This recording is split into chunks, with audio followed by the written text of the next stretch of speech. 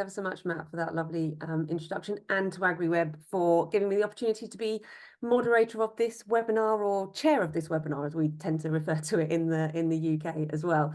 But as you can see on this webinar, it's not just me. AgriWebb have pulled together and done a great job of teaming up with ABP Gamechanger from the UK and Open Range Beef from the US to really discuss how they're reaching out within their company to really look at their supply chain goals, develop innovative projects, and to utilize that innovative tech on both farms and ranches and at that level, as well as throughout the organizations as well. So across the UK and the US, there are obviously similarities across our systems, but there are some real differences as well regarding how we connect with the supply chain. And we're going to have a real explore of that today and during the time that we're together.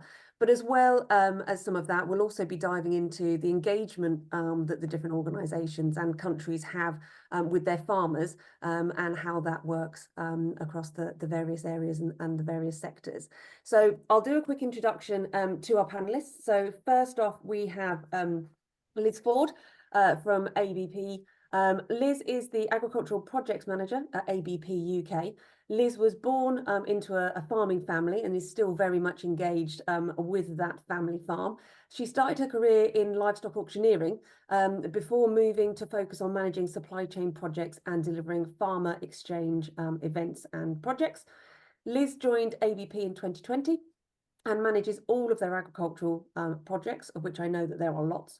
And particularly runs those with at the ABP demonstration farm, which is a fantastic farm that I've been to and can vouch for just how stunning the environment is there. Liz has a particular interest in the farm to fork factors affecting carcass and meat quality. So welcome, Liz. Next, we have Laura Payton, who is the Senior Agriculture Manager at ABP UK. Laura was brought up on a Welsh sheep farm and graduated from university and became a secondary school science teacher before returning to the world of agriculture. Laura joined Genus in 2015, and her science background saw a move into a laboratory role where she project managed the build and the staffing of a number of state places, including the Art of Intelligent Sex Laboratory. Laura joined the ABP Agriculture team in 2019, and she manages the Sainsbury's account for both beef and lamb and has strong interest in the utilisation of genetics to improve efficiencies within the meat supply chain. So welcome, Laura. And finally to the panel, we have Tim Goodnight. Tim is the Vice President of Open Range Beef. In his role, he oversees the live cattle operations for Spring Lake Ranch, leveraging his deep knowledge of pasture feeding cattle and innovatives using technology to create USDA organic, 100% grass-fed finished beef. He works with all supply partners who have joined the Spring Lake Ranch to help raise the beef in the sandhills of Nebraska, Wyoming, and Montana. Tim specialises in grass-fed beef production with expertise in regenerative agriculture systems, soil health and forage-based cattle genetics, and specialises in ruminant nutrition and beef production systems. He's earned his Bachelor of Science and Masters of Science in an Applied Science in the University of Nebraska-Lincoln. So welcome, Tim. You are all really, really welcome to the webinar. I'm really excited to be chairing this session. So what we'll do is we'll start off, I think, Liz and Laura, you're going to give us an overview of ABP Gamechanger to start with, and then we'll hand over to Tim after that. So I think, Laura, I'm handing over to you. Thanks, Helen. And yeah, again, thank you very much, AgriWebb, for inviting us to speak on this webinar. So I'm going to sort of talk about our integrated supply chain, which is Gamechanger, which we run alongside Sainsbury's. As Helen mentioned, I work for ABP, and part of ABP is also a company called Blade Farming, and Blade Farming is really at the heart of our integrated supply chain. So those are the ones that are really engaging with the farmers on a day-to-day basis. Can we go next slide, please? So Sainsbury's are changing the way they buy and produce premium beef. This is the first sort of biggest and largest integrated supply chain, and it's set up to really provide our farmers with a bit of security and stability. We want to make sure that we're utilising the best genetics at the very start, and these are Aberdeen Angus genetics, and we're currently working with Genus as our genetic supplier to deliver these genetics. And we want to make sure that the British public have confidence in buying and continuing to buy British beef and making sure that that's going in their baskets. And it's just more than an integrated supply chain, not only for the British farmer, but also for the British consumer. It's making sure that we can deliver what they want. We can make clear messages on pack to make sure they've got that confidence, as we said, to continue buying the product that they wish to buy. Next slide, please. So why do you want to look at integrated beef systems, and why are they important to us in the UK? So we have seen that the beef suckler herd is in decline. It's now at its lowest level than it's ever been. This could be due to a number of reasons, but maybe the loss of and the direct subsidy. So the UK farmers going quite a lot of changes at the moment with subsidy changes in the evolved nations as well are slightly different. So there's a lot of uncertainty around where those subsidies may come from in terms of the environment subsidies. Input costs are always rising as well, and we've had a lot of rain over the last few months here in the UK. So actually making sure that they've got those inputs to keep those animals on farm, and the profitability associated with that also may be a driver to why the suckler herd is unfortunately declining. We're seeing more beef coming from the dairy herd. The dairy herd now has got quite a strict outlet as to how those calves are being utilised in the UK. They all have to have a home at a certain week of age, depending on certain milk contracts that those farmers are on with. And we've also seen a massive uptake in the use of sex technology. So a lot of our herds now in the dairy industry are using sex female to make sure that they get their good female replacements, and then using beef on their cows that they don't necessarily want to replace in their herd. And that's seen a massive uplift in the beef that's coming from the dairy industry. We're also seeing a big change in what the consumer's wanting.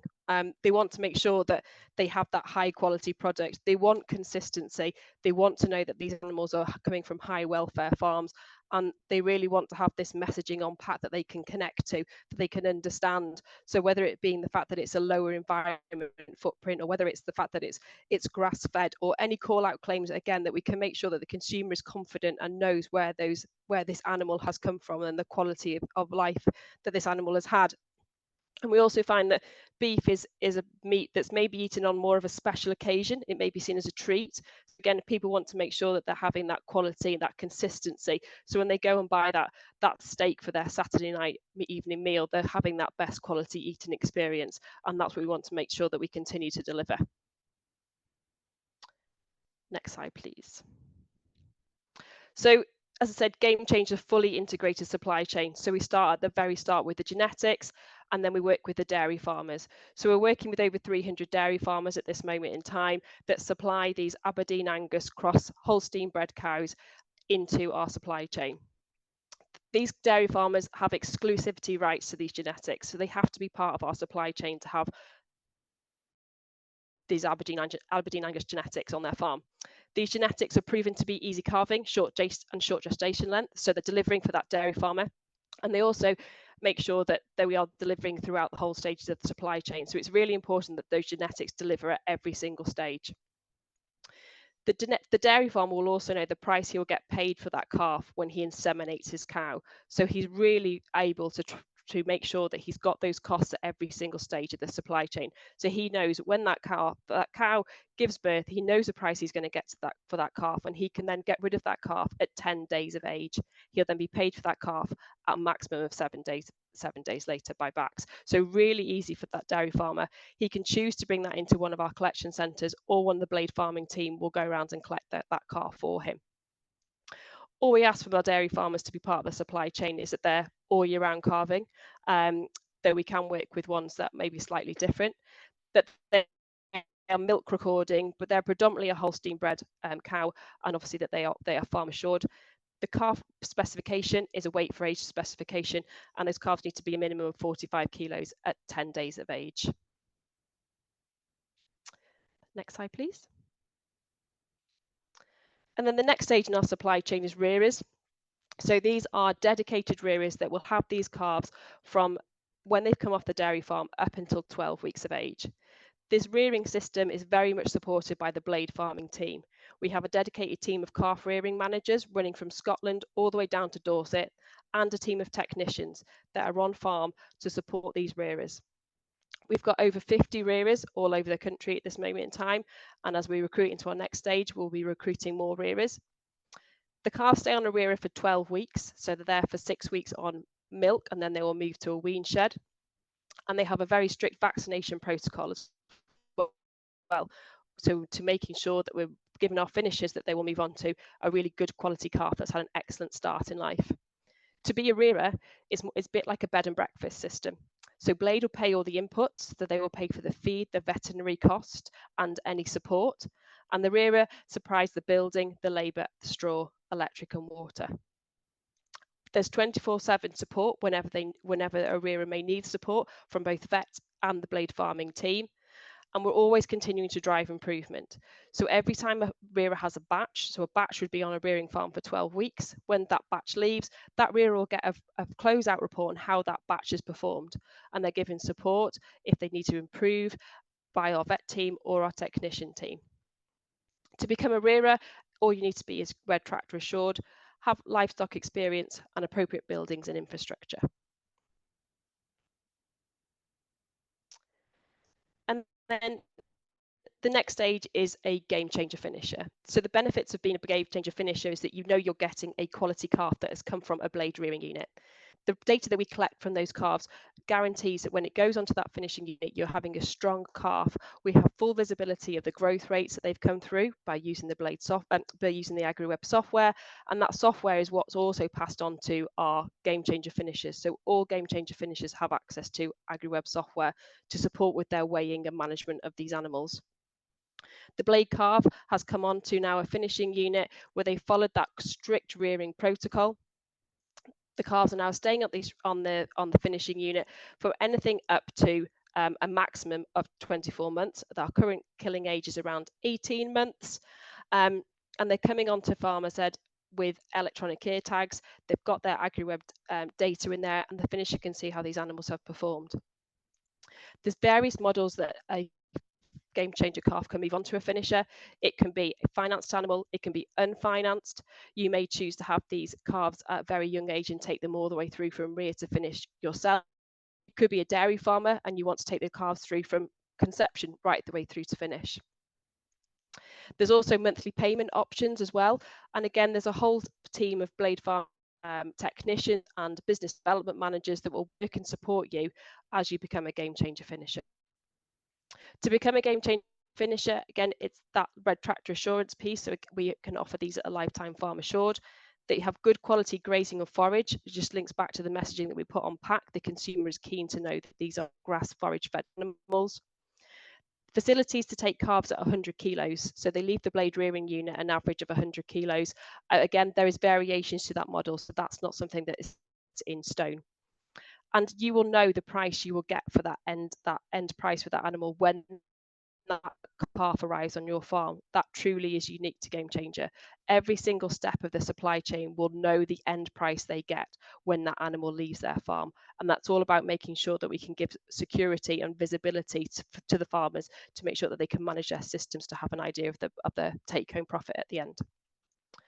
Next slide, please.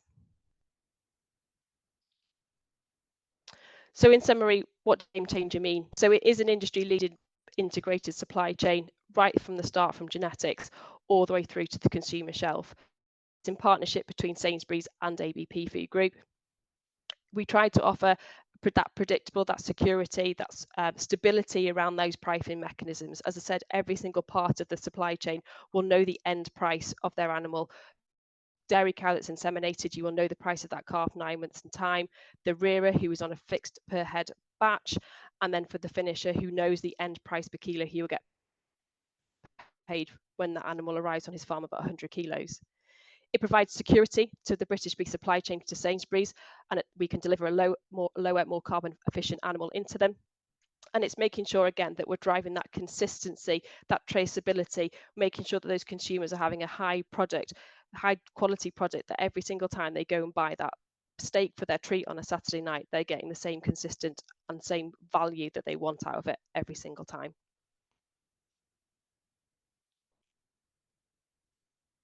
Brilliant. Thanks, Laura. Yeah, thanks for that. That was a really, really interesting overview. And what I really liked was the idea of that data flow throughout the the breeders, the rearers, and the finishers as well.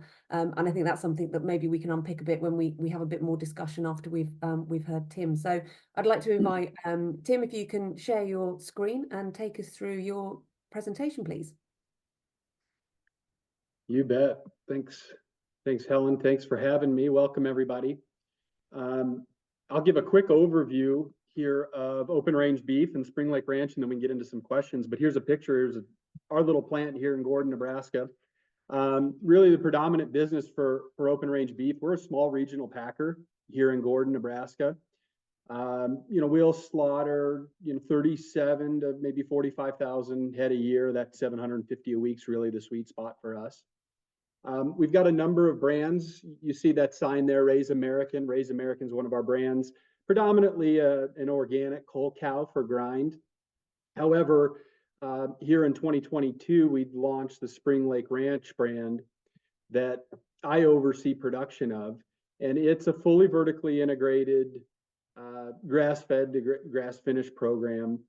And as pointed out earlier, predominantly right now working with producers in Nebraska, Wyoming, and Montana.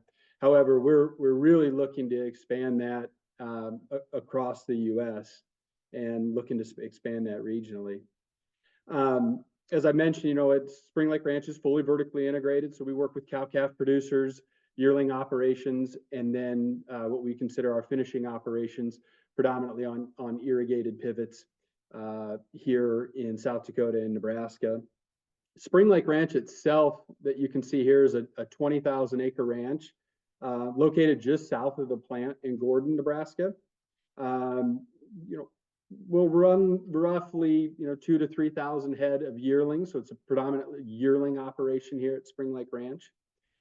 When you take into account the partners that we work with here in Nebraska and South Dakota and where we're at projected for 2024, it's still a very small program and would expect to produce about 5,000 head here in 2024, in hopes to move to 8,000 to 10,000 in 2025. Of course, a lot of that's going to be predicated on being able to grow the supply chain, which again, this is an organic program, so that can be very difficult, but we are working on our expansion goals.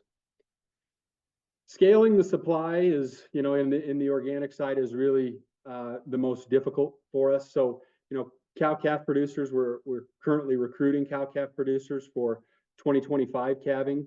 The majority of the folks we're working with right now, we're kind of working from the center of the circle and moving out, looking to contract those calves from those partner ranches. I'm not sure how familiar everyone is on the call with organic beef production, but in order for a calf to qualify as organic, that cow needs to be grazing organic feed and grazing organic ground from the third trimester. And so, there is a barrier to entry there, which does make scaling this program probably our greatest challenge. As far as the yearling supply and yearling operators, it's also very important. Like the cow-calf operations, we're actively looking to recruit yearling suppliers, looking to diversify regionally. California and Texas are some areas we've been looking at recently that would certainly help us in the winter.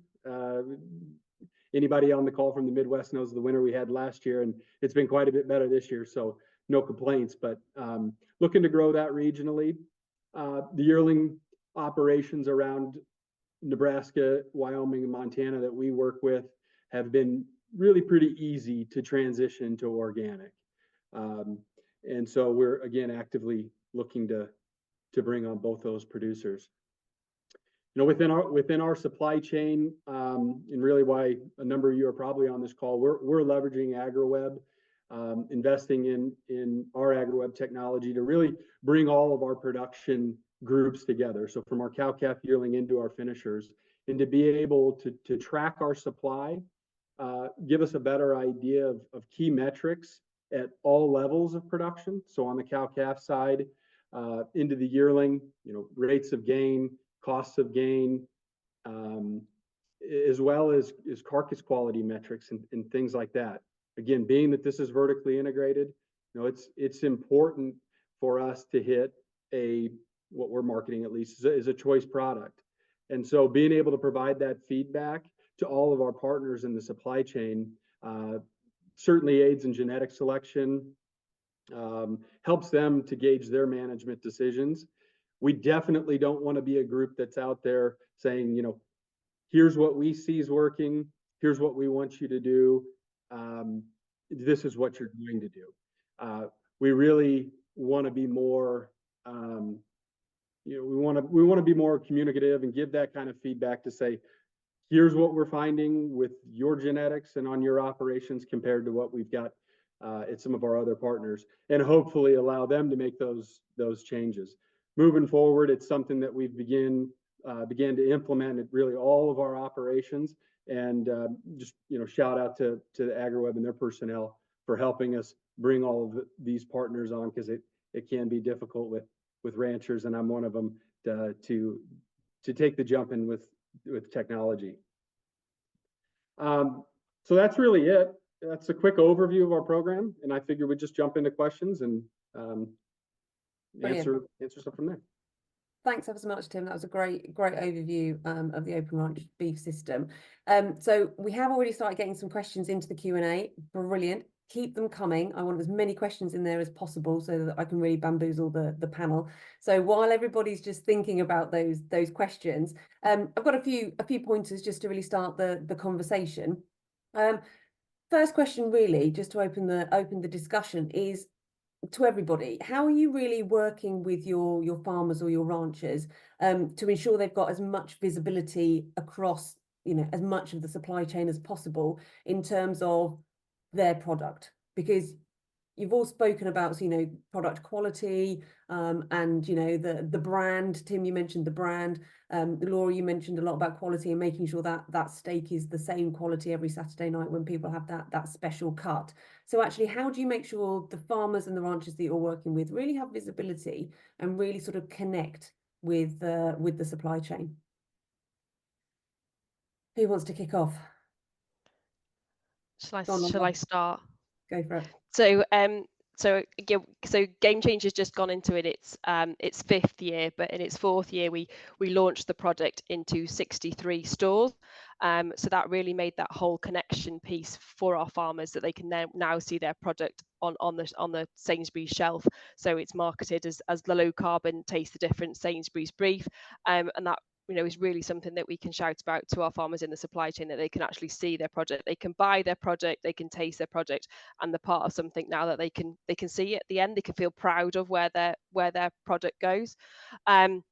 And then it's really nice now, as it's been in store a few months, that we can start feeding that back, some of those consumer insights. So all our farmers will get a quarterly newsletter, and in that we'll try and put updates in there. And it might just be, you know, an update, for example, something that's happened on one of our dairy farms, so the finishers can understand what's happening on the dairy unit, or it could be and now it's, as I said, now it's been in store for a bit, we can feedback how it's produced, how it's selling in store, and some of the comments that are coming back from consumers that are buying the product, so they can really understand that they are part of a bigger picture.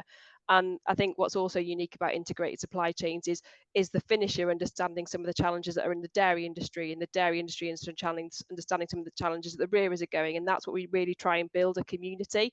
So we've obviously got our web and our newsletters, etc., to try and make that connection across the whole supply chain, which I think is really important. Yeah, absolutely. Tim, any thoughts on that one? Yeah, you know, really similar to Laura. We're in roughly 60 retailers right now as well, and just launching into food service. And so, you know, one of the neat specials we were on recently was in Las Vegas at Delmonico's at the Venetian. We were, you know, on the Valentine's Day special is one of the specials. And so being able to share that with the customers, being able to share, you know, similar to what Laura mentioned, some of the feedback that we get from some of our retail partners has been great. Internally, though, you're utilizing AgriWebb, and then as they move through that production chain, so from the yearling operation, you know, how did they perform? What were the gains? How did they perform at the plant? Being that we own the plant, we are camera grading. While it's not USDA graded, we are using camera grading technology, and we're able to send them those pictures with carcass quality, you know, and give feedback to allow them to make those purchasing decisions on the genetic side. And so We've done a lot of that, and for our partners and some of our partners that are yearling operations and others, we give them access when they come on to our AgriWebb login, and so they're able to see and track those animals, across different production chain, and to feel involved, and they are involved as niche as we are. At 5,000 head, like I said, they're a big part of it, and we know their success is going to ultimately drive our success as well. So Laura mentioned about community, which is a great word and one that I use a lot. I love the feeling of bringing people together as a community, whether they are hundreds, if not thousands of miles away, but they have a central sort of connection. Tim, how do you, the US is a big place. How do you create that sense of community and coming together almost for a central purpose? How do you really drive that through your system? Yeah, so a couple things. We started here because it was the easiest to get our message out, right around Nebraska and South Dakota. But with that, we've really used Spring Lake Ranch and put up a guest house, and we bring a lot of producers into our plant for tours, as well as bring them to our, what we would call maybe our core founding partners, and really, I don't want to say recruit, but kind of show them how we work together, the communication we use, both from cow-calf yearling operation all the way to the plant.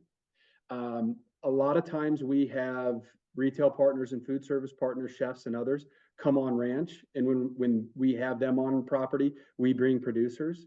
And that's been international. I won't say the name, but we do some business internationally. We've got a group coming for the second year in a row, and we have producers in for that. So whether they're somewhere in the US or even in the EU, we have our producers, so that even our retail partners and food service partners can meet our producers, and our producers can meet them as well. So I think that helps drive that, quote unquote family feel of the supply chain. Yeah. Well, next time you're bringing people over from the EU, you can just invite all of us, because we'd love to be part of that family too. Yeah. Absolutely. Always welcome.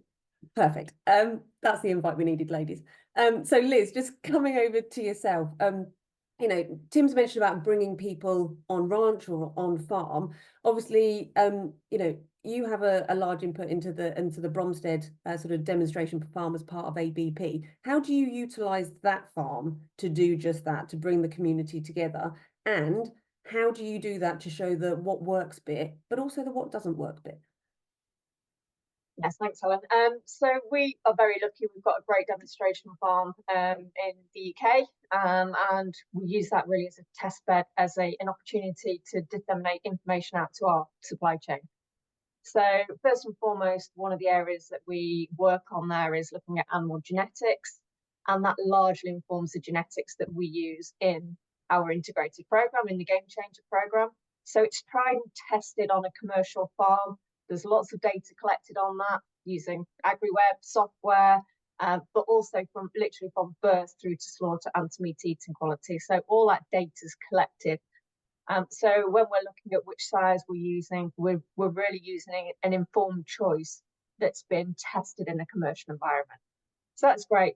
But then farmers can come and have a look at the Gamechanger cattle at all stages through. So we have about 600 head of cattle at any one point in time on the farm, and they can come and have a look and see how those progress. So it's great for them, if they're embarking on the scheme, to see everything in front of them, to see how the calves come in, how they progress through the stages, and see the end product going out as well. So it's really about visualizing, because we know our farmers learn best from other farmers or from seeing things in action. So it offers a really good test bed for that.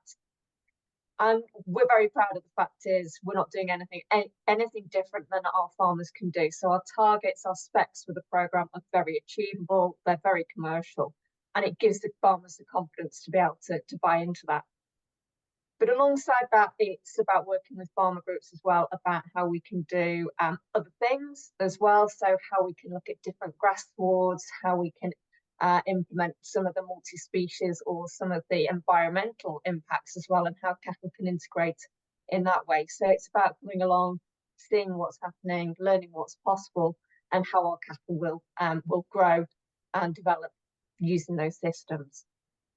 And then alongside that, there's wider producer discussions. So we have a farm sustainability program called PRISM, and it's about bringing our farmers along, joining together, getting a carbon footprint, working with those guys, and then recarbon footprinting them in a couple of years' time to see what has changed, what moves the dial, and about that. But we're very lucky. We're also doing things around methane collection, methane measurement, seeing what's happening as well, which we can feed into. So we're doing that at our demonstration farm and can feed that into that program as well. Yeah, that's fab. And I was just gonna follow on from that. So we've had a question in the chat actually, which is about how do you tell the great story of what farmers are doing with high welfare, but carbon friendly approaches and consumer connection and all of that type of stuff as well. And I was going to sort of just push on from a communications point of view, sort of within your organizations, how do you maybe start to do that? But also, how do you leverage that from other communication sources? So within the UK, the journals that we have, and I'm sure I know that in the US as well, and the wider sort of journalistic opportunities and communication. So how do you do that from your organizations, but how do you leverage the wider communication opportunities as well that you have within the industries to really showcase the farmers and showcase the product? So I'll kick off if you want.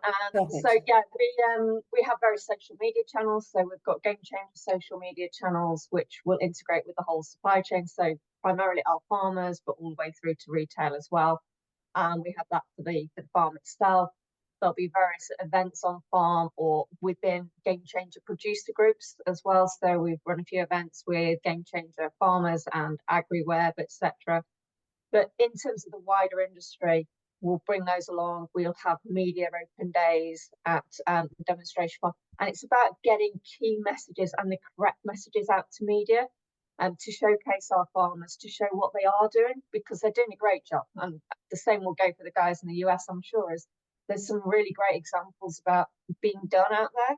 And we need to be bolder and braver about shouting about those and how UK agriculture or how agriculture in general can fit within those sustainability pieces. So it's around them giving our consumers that permission to eat piece so they can feel confident in that product that they're eating, that not only does it tick boxes for quality, but it also ticks the boxes for sustainability and the wider health messages as well. So we can talk about the health benefits of eating beef. So it's about engaging with and trying to get those correct messages out there. Really. Yeah, brilliant. So Tim, how do you make that rock and roll in the US? Yeah, very similar. I think seeing is believing. And so similar to our retail and food service partners that come out, we have a lot of media and trade publications come out. And at that time, we have a lot of our rancher partners here as well. We're lucky we, have got, this, what we call a living laboratory here, where we are, constantly looking at measurements to try to get objective measures of sustainability or regenerative type agricultural movements. And we've got a lot of rancher partners in the area as well that are doing the same things. And so to have those media publications and media folks on the ground, I think it stimulates some additional questions that maybe they wouldn't know or think to ask unless they were on the ground. Maybe they see something that looks different to them. And so, as I mentioned earlier, just having them to partner ranchers, again, if they are welcome to it and want to do that, the partners that is, or if they want to join us in some of our pasture walks and some of our field days. I think that's probably, the number one thing we've done. We'll also do trade shows. We'll also use social media, taking pictures of certain things that producers are doing that might be different and try to share those as well, and hope that they get some traction and stimulate some good dialogue. Yeah, and we've quite rightly talked a lot about data, obviously in the presentations, and I just want to bring the conversation back to that just a little bit. So maybe Laura, I'll come to you first. How is data and obviously we're going to talk about AgriWebb and the products of AgriWebb as well, but how has data and other technology really supported the work and the goals that you're looking to do as part of the projects and the services of ABP. And can you maybe explain some of those opportunities of data use that you use that really then benefit the farmers and the consumers at the end of the day? Yes, certainly, Helen. So we'll start at the very start, and I think Liz might be able to sort of add more context to it, because this is like her speciality, which she does through this Bromstead. But collecting data is absolutely paramount to an integrated supply chain, because we need to make sure we're using the best at every single stage to make sure that they all deliver what they're supposed to deliver. And if we didn't have data to prove that, then we couldn't strive to get better and better and better every time.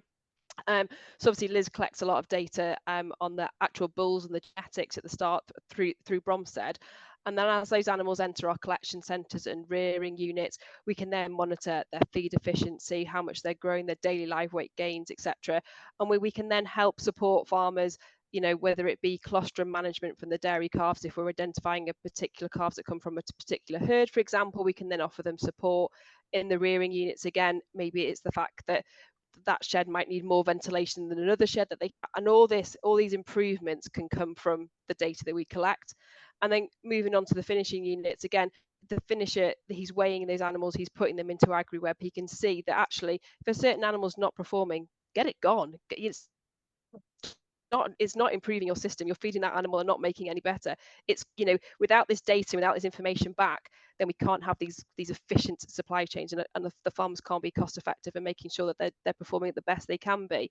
And then that data back from them, they can see, actually, I've changed this, what's the impact? So that data measurement tool is so beneficial to make sure that we're measuring every single stage, and we can measure those impacts, those changes that we've done, and we can provide consistent feedback as well. So whether it's a feedback report to our dairy farmers about how those calves are performing at every single stage, actually that good start that you've given them through colostrum management on your dairy farm has actually helped a finisher, made sure that he's delivered his animals 30 days earlier, for example. It's actually all those integrated pieces can work together, and if you've got data collected from every single stage, you can understand and help support bits that maybe haven't worked as efficiently, and what can we do to help that bit.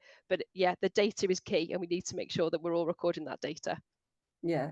Liz, just wanting to come onto that, is there anything else you wanted to add? And then the thing that comes into my head is a bit of good old competition. Do you get a bit of competition between your farmers as well with the data collection that you do? Is that something that helps to drive a bit? And Tim, I'll ask the same question to you in a minute. So I would just add on, and I think Laura knows what I'm going to say is, at the end of the day, you can't manage what you don't measure. So you can think things are happening, but if you don't actually measure that, or take that data and measure it and look at the data, then you have no idea. And you can change things, but what's impacting that change? So for me, it is about data collecting and using it. Ultimately, you can go too far in data collection and collect so much that you actually don't know what to do with it. So it's being very clear about what data you do need, what you can use, and what can make progress. But yeah, I collect an inordinate amount of data, and I'm a bit of a geek because I like looking at spreadsheets and trying to find patterns and things like that. But at the end of the day, just simple weighing data, it can tell us, is it not performing? Does it need to be gone? Or is it just a health issue that we're perhaps picking up, and we can treat more quickly, and we can, get that animal back on the road to performance. So yeah, that's the first part. What was the second part of the question, Helen? Sorry. The second part was really about just whether the use of data does it drive any sort of competition, and positive competition, and that sort of positive feedback, and again it comes back to that community bit of how it's like, oh no, I'm doing this, or I've cut 2 days off this, or I've added on to this. It's that sort of positive enforcement. Definitely. So farmers love a bit of competition, I think, and obviously it depends on the system that they're operating as to how competitive they can be.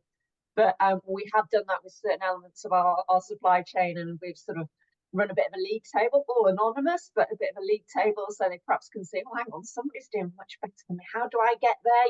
And they'll go away and they'll think differently and do. And then what's wonderful about those sort of groups is we can start to share information. So some of our farmers will identify themselves and actually say, well, that's me. Who are you? And why, how are you doing better than me? And we can start to then really share data and become open. And I think that really is great to see a group of farmers sharing data and learning from each other as to how to improve. So yeah. Perfect. And Tim, sort of similar question to you really, in terms of the data, what are those, is there anything different that you're doing in terms of the data collection? And again, is there a nice bit of good sort of competition between the farmers when they all get together or when they see the league tables? Yeah, well, to start with the data, it's absolutely paramount. I think it's paramount to our survival as a company. We talk a lot about sustainability, and I think the best way to be sustainable is to be profitable. And so we, especially in our program and many others, we always say it's about 24 to 28 months from birth to box. Yeah. And so with the cost of cattle, with the cost of inputs, with the cost of cattle inputs and capital, with where interest rates are at now, owning them, we may very well own them 18, 20 months. And so to have that data is absolutely imperative for us. And so we track that and we share that. And it absolutely, it spurs more questions once, like I said, we're transparent. And so, all of our partners can see what other partners are doing and how they're performing. And so on the cattle genetic side, I think we all have paradigms of what will work. And I think we're able to show objectively now with really good sample size at about 5,000 head a year, between steers and heifers, between different breeds and things, what is performing the best. Different management practices within the yearling operations, within a particular region. You get some questions stimulated to where when we are on these pasture walks, it's okay, what are you doing? You're doing a fantastic job. How can I take these management practices to my operation? And so I think it's helped the ranchers be more profitable, and it certainly helped us within our supply chain lower our costs. Yeah, brilliant. Fantastic. So I'm going to go back to questions now, because questions are coming in thick and fast, which is fantastic, and keep them coming in. I'll ask as many as I can now. So we've mentioned sustainability quite a few times now, and with sustainability comes efficiencies and all of that type of thing. So really, question moving on from here is, where is the research going in terms of achieving the most efficient and therefore the most sustainable herds? Is it feed or genetics, or is it something else? And so I can't answer this question really, but because it's you guys that's meant to be answering it. However, I'm going to put a plug in here. So CL, the company I work for, we have done a number of reports. And the first report we did in 2020 was really looking at the mitigation methods and options to create a more sustainable herd or flock. And so, yeah, if nothing else, I would signpost everyone to the CL website to have a look at that report and really have a look. And there's some great fact sheets on there that really give you some sort of key, take-home messages. So go and have a look at that. But I will now open it up to the panel to really think about, what's next in terms of research in efficiencies and sustainabilities, and what do you do first? Who wants to take that one? Or have a stab at it first? Go on, Liz. Okay, do you want me to take that one up? I think the answer is, I don't think there is one solution. It's going to be there's no silver bullet approach. No, exactly. There's no magic wand for this one.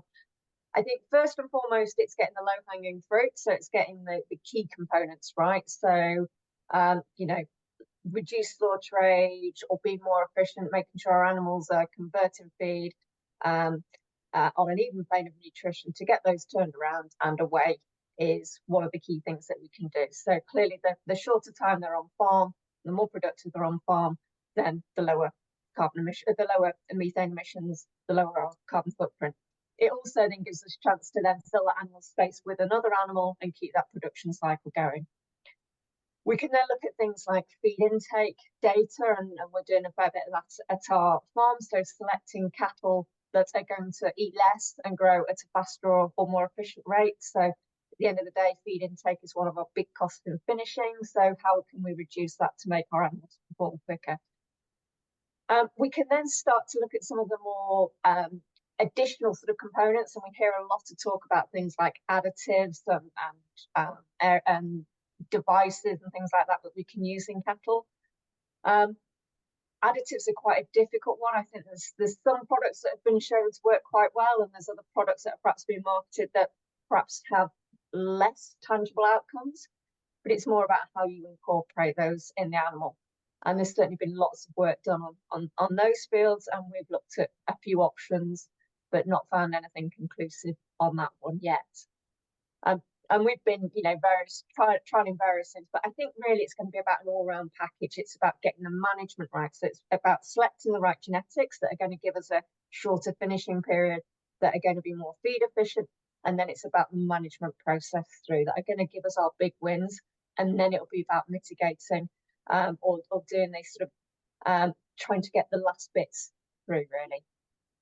Yeah, those next steps, they're the ones that are sort of hanging on at the moment. There's so much in the pipeline, in the research pipeline, certainly in the UK, and I know across the world as well, having done some of that looking. Tim, how does that marry with the thoughts from the US? Yeah, I 100% agree. I think it's holistic. I think it's genetics, and I think it's feed. I think it's all above. I mentioned paradigms a little earlier, and that's probably the with where we're located here and in the heart of beef cattle country. Everyone that we talk to is really interested in weaning weights, really high yearling weights, really high carcass weights, and things like that. And when you look at that type of an animal, specifically in our production system, and with the organic premiums that are paid to our yearling producers to go through the audits and the certifications, and then our ration costs on the organic side, that extra beef, for instance, that you are going to get from a continental cross or from these very large high growth animals is not enough to offset the input costs. And so we can show it all day within an Excel spreadsheet, but until you show it on paper with other partners that are using, Aberdeen Angus, for instance, smaller, more moderate framed animals, heifers over steers, those kinds of things, at least in our system, we're able to push through much, much quicker. And so, that certainly helps, I think, move the needle on that paradigm. And then ultimately, some of the management practices on the ground, and some of the producers that have been doing it a long time that have really seen some of those soil health benefits ultimately are going to lead to better performance and healthier animals on the ground, which ultimately there's some pretty neat research here in the States, and I'm sure in the UK as well, looking at the nutrient density in the food that's being produced off of land that's been managed in that capacity. And so a word that gets thrown around a lot here, is epigenetics. And so I think, finding the animals that can produce efficiently on regenerated soils, I think is probably what we need to do. And I don't think, the last thing I'd say is I don't think we're ever done there. I think we're so far removed from, our landscapes being very, very healthy that, it's will be lifetimes of work. So it's a long process that I think we're starting, but I think the consumer cares about it. And so, you see more and more interest that way, at least in from retailers, procuring products that have been raised that way. Yeah. Another great question that's come through, Laura, you mentioned in your sort of presentation the support that the farmers within the scheme sort of get that ongoing support. And the question here is, how can that support really help to manage animal health considerations, ration transitions from rearing stage to the finishing stage? So how can some of that support be leveraged? So we have specialists in each of the areas really along the supply chain. So as I said, we work very much with our partner company within ABP, which is called Blade Farming, and their role is to be out on the units all the time, whether it be a specialist that's looking after the dairy herd or the rearers. So we've got a dedicated 3 rearing managers that cover all the units, and then they have a team of technicians as well that are out on farm at all stages, and then we also work with vets as well, which help monitor and give advice on anything that's happening in any of those rearing units. And again, as those transition periods from moving from the rearing to the finishing team, we will have finishing team that again have their own sort of dedicated leads in those areas, and again a support team, and they will have specialists that are in AgriWebb, for example, that will go on and help them set and weigh, and also nutritionists that again will give advice on individual farmers depending on what rations they have, etc., and advise on that transition stage. So we really are there to support farmers through each and every stage of the process. Yeah, no, that's absolutely fantastic. So probably got time for one more question before we sort of wrap up and do our summary and make sure we do all our relevant signposting, etc. And there's one here, and anybody can pick this one up, just shout who wants to go first. So as more Angus is coming from the dairy herd, which has the greatest effect on growth, sire or maternal dam genetics? A lovely genetics question for everyone. And it'd be good to hear, if there's any differing opinions from the UK and the US on this one. Who wants to go first? I'm going to pick on someone, so Liz, go for it. Thanks, Helen.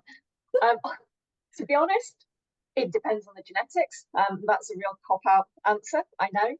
But it's the truth. It is the truth, though. It is the truth. All the work we do on genetics, we are focusing on the sire genetics line because that's the one thing we can control. We're very much dependent on working with a lot of dairy farms and a lot of dairy cows for our dam side. So it's very difficult to control those genetics. Certainly, without doubt, they can have a huge impact, but we're very limited to being able to only control the sire genetics as part of our supply chain. But that does give us a benefit of definitely a more consistent product. We definitely see much more consistency with single sired or using the genetics to our cattle.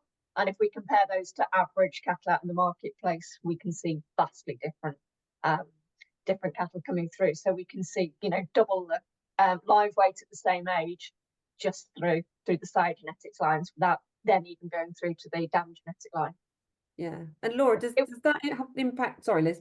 I was just going to say it would be great to have all that data to hand, but we've got all to of it manage. right now would be great. Yeah, we can only manage so much. Yeah, absolutely. Laura, in terms of how does some of that impact on eating quality? So I think what we're trying to do for the Gamechanger program is where we keep saying this keyword is like that consistency piece, and is making sure that the size we use, we've obviously got control of, and it's the dam side that, as Liz said, unfortunately we don't. In the ideal world we would, but we try and control it to a certain degree, as in we want the bigger stature cows for this. And again, it's making sure that when those calves are there and you can see them, it's that consistent size, so the finishers are getting a consistent size animal, not that variation between having various dairy breeds in there as well. And then that will obviously come back into the end product as well, is that size of the pack. The retailer pack is the retailer packaging size, and we want that consistent state to be the same size in that pack, so the consumer's not having to flick through all the time to try and make sure that they're getting the best value one, because they are all looking exactly the same. So that's how we can try and control things as best we can. In terms of eating quality, Liz is the expert on that bit, but I think the size of the animal is what we look for, to making sure that we're giving that consistent batch size all the way through. Yeah, and I am one of those annoying consumers that does go through the packs to do that, and so it absolutely happens. Tim, I was just going to say, Helen, and the important thing is as well is that we want to make sure that those steaks are the same thickness. So hands up, I'm not the world's best chef, so I might follow the cooking instructions on the back of the pack, and I need to make sure that if I want my steak rare, I cook it for 2 minutes on one side and 2 minutes on the other. And sorry, if my husband's got a thicker steak and he's having it 2 minutes on one side and on the other, then we ain't going to get the same steak. So it's all about making sure that what is it's that consistency piece, and if we can try and control the size of those animals too much as we can, then that obviously makes the consumer's life a bit easier, I suppose. Yeah. Tim, just to come to you, just on the genetic side of things, is there any your thoughts from sort of a US perspective on sire versus maternal genetics? Yeah, great question. Really has to do with context. So if the particular producer is retaining heifers in their herd, the majority of those selection decisions that are going to drive genetics in the herd are going to come from the sire. If they're buying in replacements, it would be both. So in an environment when you're retaining heifers, it would be sire selection. Okay, cool. So quick response on this one, please, before I do a bit of a wrap up. So if there is anyone on this call who's wanting to become a producer for either ABP or open range beef, how how or what is the best thing for them to do? Tim, I'll come to you first. Yeah, I think the best thing is reach out to myself. My email address is tim@openrangebeef.com. So pretty simple. We've got some information. We'd love to answer questions and show a little bit more about our program. Perfect. And Laura, how can anyone get involved in Gamechanger? So there's Gamechanger social media page. It's called Gamechanger, and there's also a website, gamechangerintegratedbeef.com. Click on there, and it shows you how to join, whether it's a dairy farmer, rearer, or finisher. Fantastic. Well, we're in the last few minutes of the webinar. I've absolutely loved chairing this whole session. It's brilliant, and I've asked some probably weird questions as well, but it's been great to have the questions coming through from those that are listening in. So I hope you've been enjoying that. So I mean, loads and loads of key message points have come through, but I think one of them is really around consistency and how we can use that data to really drive that consistency and drive that opportunity to connect our farmers with the supply chain. So that has been a real key one. And I think, Liz, you said it, and others have mentioned it as well, is you can't manage what you don't have the data for. So you have to have that data to be able to manage and move that forward. And Laura, I think it was you that hit the nail on the head, or it might have been Liz, apologies. But it's that, how do you use the data as well? So you can have all the data in the world, but actually you need to be able to use it and use those data-driven decisions as well. I think, Tim, you mentioned, the management practices. It's as much about that as it is about individual data points as well. But we've talked about a huge range of data. We've mentioned obviously genetic data, we've mentioned feed efficiency data, we've mentioned health data, we've mentioned slaughter data, we've mentioned a whole range. So I think it really is that opportunity. And what I absolutely loved was how much support there is for the farmers and ranchers across all of the companies that we've spoken about today. And I think that's the real crux of it, is that ongoing support. It's not just about, as Tim rightly said, it's not just about telling, it's about finding out more and that type of thing. So yeah, from me, it is a huge big thank you to everyone. I have got one killer question I always like to ask my panelists, and that one today really is about collaboration. So everyone in the panel has talked about partners or opportunities and things like that. So just very quickly, I'm going to whip round, and Tim, I'll start with you. In terms of collaborations and collaborating with others across the supply chain and other organisations, what are your key things that you would say about collaboration? What makes a good collaboration? Well, it's pretty easy. I think for us, it's communication and being an open book. And so we certainly invite everyone, like I've said, onto our properties, as whether it's the packing plant or ranches, being an open book and sharing our data with our partners. And I think that's served us really well. Fantastic. Laura, I'll come to you next. What makes a good collaboration and how do you find it? I think a good collaboration is partners that don't mind challenging each other to make sure that we can drive ourselves to continue to improve. I think, yeah, and that's a good collaborative partner in my definition. Fab. And to you, Liz, what makes a good collaboration and how do you find it? I think it's about transparency, and I think it's about touching on to what Laura just said. It's about challenging each other, but about challenging each other to bring the best part, their very best. Ultimately, will bring a great end product. Yeah, absolutely, absolutely. And then just a follow-up question: what's next? What can people look out for from ABP or from yourself, Tim? What should people be looking out for?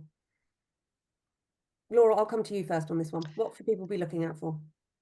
Well, Gamechanger is growing, so if you want to become a partner of it, then please get in touch. It'll be going out into more stores, and we're obviously looking to tell the farmer story. So if there's any Gamechanger farmers on here that want to tell their story, then please get in touch with us, because we'd really like to shout about it. Anything to add for that, Liz? No, echo all that. Just all of it, just all of it. And Tim, what should people be looking out for from Open Range Beef? Yeah. So Spring Lake Ranch Organics is continuing to grow, and so any producers that would like to learn more about it, we'd love to have them. As well as, I think it's important what we're doing. I think it goes beyond organic, and so one of the things that's coming is essentially a Spring Lake Ranch type program, minus the organic certification. So something else we're working on that hopefully we can roll out and benefit more ranchers and benefit more of our grasslands. Yeah, brilliant. That's absolutely fantastic. Now I know I've overrun by 2 minutes, so I will slap myself on the hand for that. But it has been a fantastic webinar. Thank you so much to Tim, to Laura, to Liz for being part of the panel, and a huge thank you to AgriWebb as well for pulling this webinar together. And I think AgriWebb across all of the organisations that are here has a massive role and a massive positive role in all of the data collection across. So a huge thank you to AgriWebb. And I think there are links that will be sent round. So this has been recorded, and the link to the recording will be sent round with a number of key pieces of information, links for you to find out more, and everything like that. So that will be coming round to you hopefully either this evening or tomorrow, depending on which time zone we're in. So just for me, thank you ever so much for listening. Have a great afternoon, evening, nighttime, wherever you are in the world. And just, yeah, hopefully see you all again. Thanks ever so much, everyone. Bye-bye.